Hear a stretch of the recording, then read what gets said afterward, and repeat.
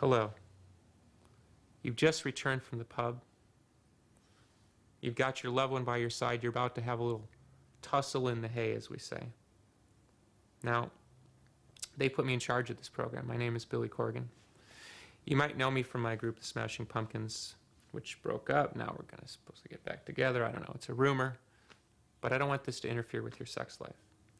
I've carefully chosen these videos to assist you to the height of pleasure because I love you that much. So, frolic away. If you occasionally hear my voice, you may stop and listen. But don't stop.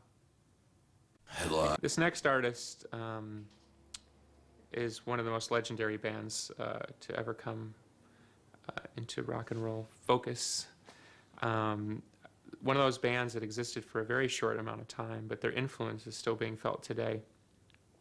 The band I'm talking about is Joy Division, who only existed for about 3 to 4 years until their singer tragically died at the age of 24. The band went on to become New Order, which of course enjoyed a lot of success as New Order. But this is the most seminal of their songs, the one that they're most known for as Joy Division. I was lucky enough to play with New Order on tour in 2001, and they had decided just on that tour to start playing Joy Division songs again. And I was lucky because both in rehearsal and on stage, not only did I get to play this song, but I also got to sing along. And every time I played this song, I got goosebumps. This is Love Will Tear Us Apart by Joy Division. Considered a bit fey. Of course, now the synthesizer has become a rock and roll instrument like any other. But these young lads from Essex, I believe, in England, they saw something in that synthesizer. They saw a bright future. I'm talking about Depeche Mode. Depeche Mode has evolved through the years, and of course they're still making great music today. But this is back when they were sort of more known as a disco band, which was of course a wide scope of things at that time. This is Get the Balance Right.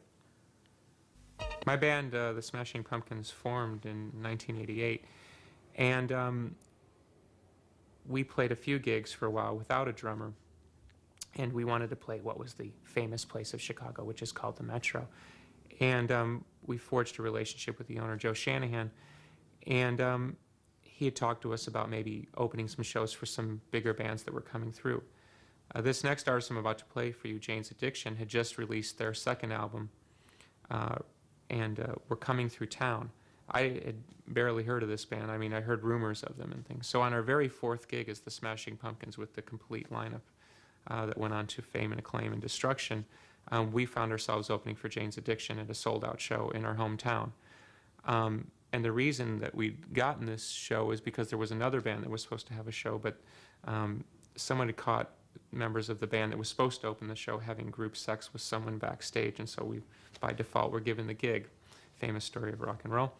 And what's even stranger is that Jane's Addiction had come to Chicago to play 2 sold-out shows, and we had already booked a show the night that we were given this opening slot, so we were told that we still had to fulfill our commitment. So we weren't actually, the night we played with Jane's Addiction, we actually weren't allowed to stay and watch the show because we had to go across town to play another concert. So it was on two nights later that I actually got to see them for the first time, and they absolutely blew my mind. Made me realize that there was a way to fuse sort of the heart of artistic thinking with heavy metal. Something that I've been trying to do for a while, but Jane's Addiction really pointed the way for a lot of bands. And this is a song from their third album called Classic Girl, which is really, I think, sums up the true beauty of this band and one of the great all-time bands, Jane's Addiction. Yes, thank you for having me in your home tonight. Of course, after you see this, you won't want me back. So I'm going to take advantage of this time and talk to you about a little band called Filter. In 1995, I was on tour with my band, the Smashing Pumpkins, and we were looking for an opening act. And somebody said, why don't you use this new band from Chicago called Filter? The singer was Richie Patrick, and continues to be Richie Patrick, who we'd known when he was the guitar player in Nine Inch Nails. Back then, he had a shaved head, and he had electrical tape on his nipples, but this was the new Richie Patrick. This was the rock and roll Richie Patrick. And this was their first single off their album, which was very controversial because it dealt with the subject matter of a very famous incident in America where a man called a press conference. He was a politician, and in front of the assembled press corps basically blew his head off. There's bootleg videos of this that have floated around. I unfortunately have seen this video. It's horrible. So they'd written a song about this guy, not so ironically entitled "Hey Man, Nice Shot." Not very much in good taste. So lo and behold, we took this band on tour, and they went on to great success. The guitar player in the band, Brian Leesgang, who was the co-writer of this song, is now on tour with me for my solo album, and he's one of my best mates. So I've yet to talk to him about the bad taste of this song, and I think I'll just let that go. This is "Hey Man, Nice Shot" by Filta. Yay, Australia! Crikey. You following me? This is Billy Corgan. You're watching Rage. As I roll through this interesting life of mine, I'm asked many questions. And for some reason, God knows why, I'm often asked, do you dance? Not really sure why people ask me, do you dance? My stock answer, which I've said many times, is no, I don't dance. And they say, well, why not? And I said, because if you put me on the dance floor, I look like Pete Garrett at a Midnight Oil concert, because I'm the big, tall, bald guy in the middle. Midnight Oil is one of my favorite bands.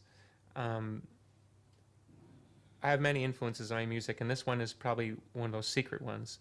Midnight Oil was one of the first bands that showed me that you could have sort of a more radical approach to the way that you produced your records.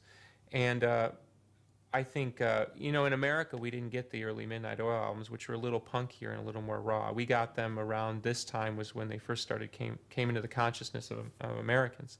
And this was the first video that I saw from Midnight Oil, which I think is shot outside at night. And the power of this band, which I got to see a few times live, is incredible. I'm a big fan, and I don't care that I'm in Australia. I'm going to play this anyway. Midnight Oil, Power and the Passion. Who would have figured that a band could meld classic heavy metal and reggae? But this was a band that did that. I'm talking about Bad Brains, who hailed from the east coast of America. Bad Brains is one of those bands that people talk about, they sort of cite, but sometimes people don't necessarily get to the heart of this band. This band was absolutely ferocious, probably the greatest live act I ever saw. And I was lucky enough to even be in a position where at some point Bad Brains came and opened for my band, the Smashing Pumpkins. I first saw Bad Brains play in Florida, which is in the southeast of America, in 1986, when I was just a wee lad of 19.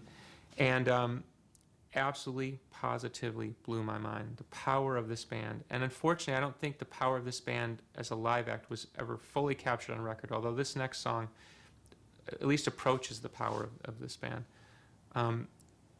If I could say anything to anybody, anytime, I would say this is absolutely a band you need to investigate, because this band influenced a whole generation of bands and really was the beginning of the grunge movement in many ways. Because they sort of brought this power that showed everybody that it could be done in a way that wasn't lame. Unfortunately, that's been transgressed, but this was a time when it was pure. So, Bad Brains, Soulcraft. Now, before you start rolling your eyes, just hear me out. I like to play a video by Hole. Now, I know everyone throws up their hands and says, oh, Courtney. What happened to Courtney? Courtney's alive and well, actually. Just saw her recently. And way back when, 1991, this band came to Chicago, stayed at my apartment. Girl was out of her mind. Talking about Courtney Love. And so we had this sort of strange relationship. Maybe we went out a few times. Won't say much more. But then she got married to this other guy, and he was a singer. But around 1997, Courtney and I convened in a musky, dusky rehearsal space to write a bunch of songs for her third album, Celebrity Skin. Courtney at the time was obsessed with kind of like California, Fleetwood Mac kind of thing. So we were trying to write sort of a dark California album, which I think we did a good job on. And I think as the years have gone by, people have come to appreciate this album, and that Courtney can write a great song. And I was happy to write that with her. Now this song, I believe I co-wrote the song. If I didn't co-write the song, I came up with the title, because Courtney was always complaining about men. And so I came up with the title Be a Man, because she was constantly complaining that no one was a man. So I thought Courtney singing Be a Man over and over again would be appropriate. So this is Be a Man by Hole.